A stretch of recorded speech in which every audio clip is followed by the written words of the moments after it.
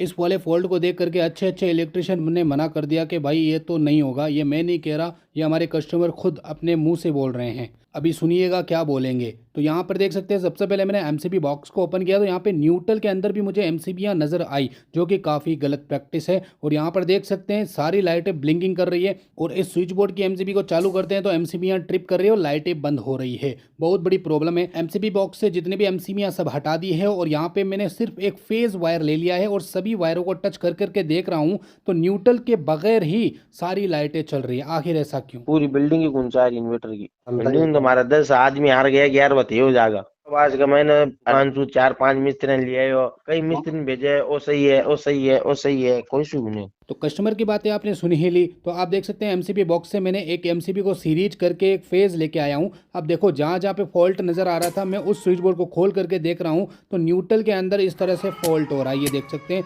Short circuit हो रहा है। रूम के अंदर चलते हैं, एमसीबी बॉक्स से सारी चीज़ें हटा दी, फिर भी शॉर्ट सर्किट हो रहा है यहाँ पर। अब देखो मैं डायरेक्ट लूपिंग में लगाता हूँ बोर्ड के, लूपिंग में सिर्फ फेज की मदद से ही सारी लाइटें चल रही हैं। तो मैं पता करता हूँ न्यूट्रल में आखिर फॉल्ट कहाँ से आ रहा है। तो मैं एक एक करके न्यूट्रल को काट दिया हूँ और एक एक करके इस फेज को टच करता हूं, और जिस वाले फेज के अंदर जिस वाले वायर के अंदर शॉर्ट होगा वही न्यूट्रल फॉल्ट है। तो आप देख सकते हैं ये येलो कलर का वायर मुझे फॉल्ट नज़र आ रहा है। इसको हटाते ही सारी चीज़ें क्लियर हो गई है। देख सकते हैं यहाँ पर जो है फॉल्ट नहीं हो रहा, इस बोर्ड में भी फॉल्ट नहीं हो रहा, यानी कि न्यूट्रल बिल्कुल फ्री हो गया है, न्यूट्रल बिल्कुल कट गया है। यानी जो फॉल्ट न्यूट्रल था वो भी मैंने कट कर दिया। ये वाला देख सकते हैं ये फॉल्ट न्यूट्रल था। अब इसको वापस से न्यूट्रल भी तो चाहिए क्योंकि वो तो फॉल्ट न्यूट्रल है। तो एमसीबी बॉक्स के अंदर जितने भी वायर नज़र आ रहे हैं ना, उन सभी को मैं एक एक फेस करके देखता हूं तो यहाँ पे कोई भी लाइट ब्लिंक, कोई भी लाइट ऑन नहीं हो रही। इसका मतलब हमने न्यूट्रल को बिल्कुल सही कर दिया है। अब कमरों को न्यूट्रल देने के लिए यहाँ से मैं एक वायर को जो है ना बाईपास कर रहा हूँ, तो यहाँ से सीधा हम इस बोर्ड के अंदर कनेक्ट करते हैं।